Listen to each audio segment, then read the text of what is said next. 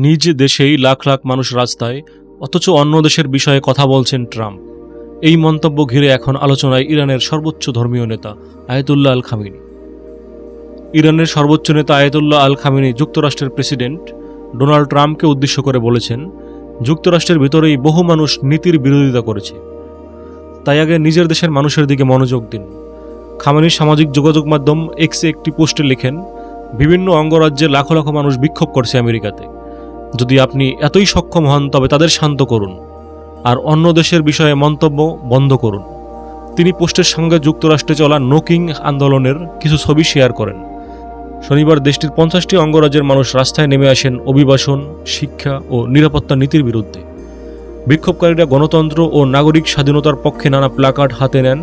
Washington DC থেকে new York পর্যন্ত slogan ওঠে, এটাই কি গণতন্ত্রের চেহারা? অন্যদিকে ট্রাম্প সামাজিক যোগাযোগ মাধ্যমে নিজের অবস্থান তুলে ধরেন কয়েকটি ভিডিওর মাধ্যমে, যেখানে তিনি সমালোচকদের বক্তব্যের জবাব দেন। একদিন আগেই তিনি দাবি করেছিলেন, যুক্তরাষ্ট্রে ইরানের পরমাণু ইস্যুতে কঠোর অবস্থান নিয়েছে। এই প্রসঙ্গে খামেনি জানান, প্রতিটি দেশই তার নিজস্ব নীতি অনুযায়ী কাজ করার অধিকার রাখে, অন্য দেশের নির্দেশে নয়। বিশ্ব রাজনীতি ও সাম্প্রতিক আন্তর্জাতিক খবর জানতে অবশ্যই আমাদের চ্যানেলটি সাবস্ক্রাইব করুন।